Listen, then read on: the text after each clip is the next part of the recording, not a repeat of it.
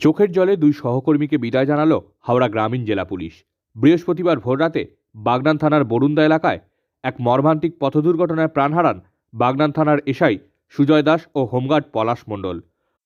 ময়নাতদন্তের পরই বৃহস্পতিবার দুপুরে দুই পুলিশকর্মীর দেহ নিয়ে আসা হয় পাঁচলার পানিয়াড়ায় হাওড়া গ্রামীণ জেলা পুলিশের কার্যালয়ে।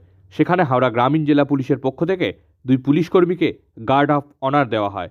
উপস্থিত ছিলেন রাজ্য পুলিশের ডিজি রাজীব কুমার, এডিজি সিদ্ধিনাথ গুপ্তা, হাওড়া গ্রামীণ জেলা পুলিশ সুপার স্বাতী ভাঙ্গালিয়া সহ অন্যান্য আধিকারিকরা। গার্ড অফ অনার দেওয়ার পরই দুই পুলিশকর্মীর দেহ তাদের পরিবারের হাতে তুলে দেওয়া হয়।